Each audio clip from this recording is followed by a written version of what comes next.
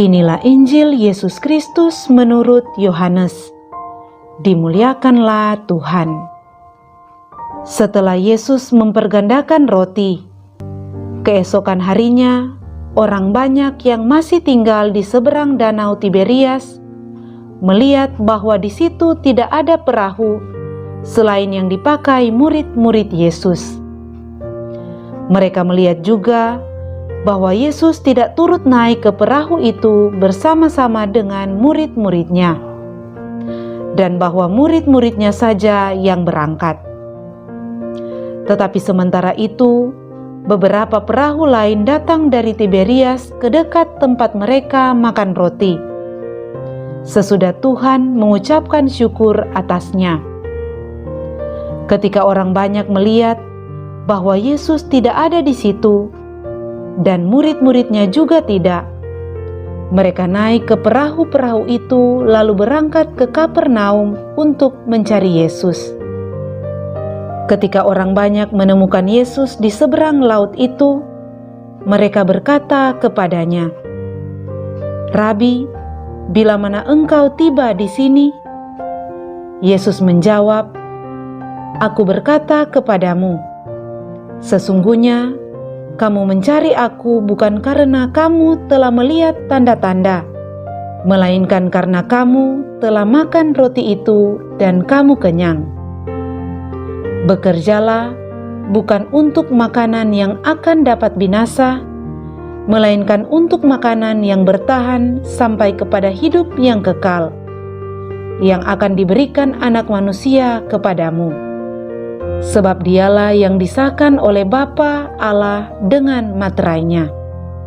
Lalu kata mereka kepadanya, "Apakah yang harus kami perbuat supaya kami mengerjakan pekerjaan yang dikehendaki Allah?"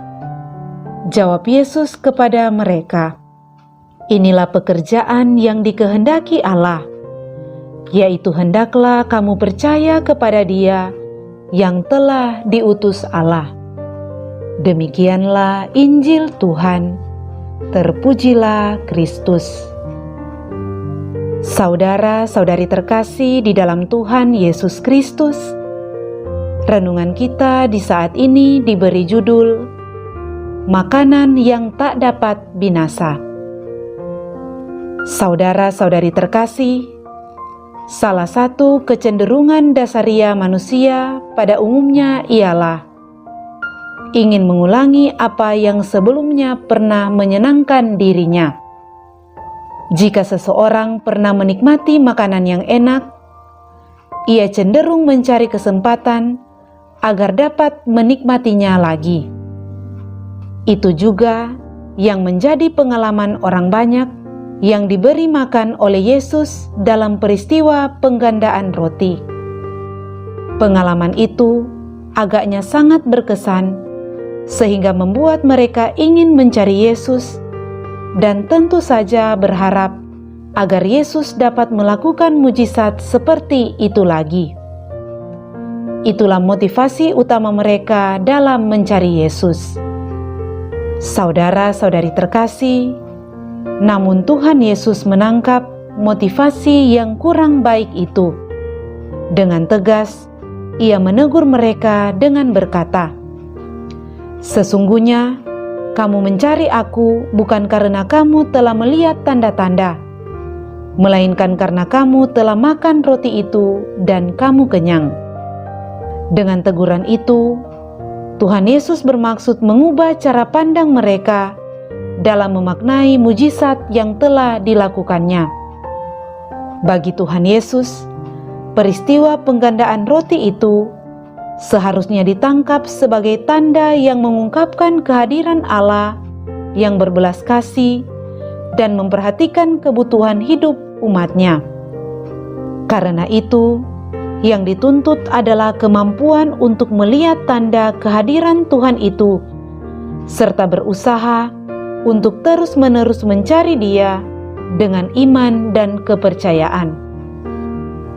Itulah yang ditegaskan Yesus ketika Ia berkata, "Bekerjalah bukan untuk makanan yang akan dapat binasa, melainkan untuk makanan yang bertahan sampai kepada hidup yang kekal, yang akan diberikan Anak Manusia kepadamu. Bagi Yesus, iman dan kepercayaan akan Dia adalah makanan rohani yang tak dapat binasa dan yang akan memberi hidup serta kesegaran bagi setiap orang sampai hidup yang kekal.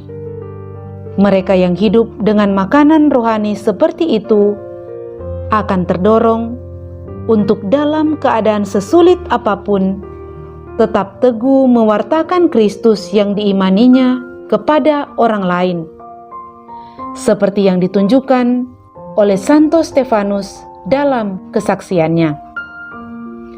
Saudara-saudari terkasih, sebagai seorang pengikut Yesus, kita perlu mengetahui tentang apa yang menjadi motivasi dan mendorong kita untuk mencari Yesus dalam hidup kita. Apakah karena kita sekedar ingin mendapatkan sesuatu yang menyenangkan diri sesaat saja, seperti kesehatan, kesuksesan dalam pekerjaan dan usaha, atau keberhasilan dalam studi? Semua itu tentu baik dan berguna untuk hidup jasmani kita. Tetapi Tuhan Yesus mengingatkan kita untuk terus mencari makanan yang tak dapat binasa, yaitu iman dan kepercayaan kepada Dia yang adalah sumber kehidupan kita. Mereka yang mengalami Dia sebagai sumber dan kekuatan hidup akan terdorong juga untuk memberi kesaksian meski mengalami penolakan dan tantangan. Itulah juga kesaksian yang ditunjukkan oleh Santo Stefanus. Marilah berdoa. Allah Bapa yang Maha Kuasa, semoga iman dan kepercayaan kami kepadamu semakin bertumbuh dan berkembang. Sebab itulah makanan yang tak dapat binasa, sampai kami memasuki hidup abadi bersama Dikau. Dengan pengantaraan Kristus Tuhan kami. Amin.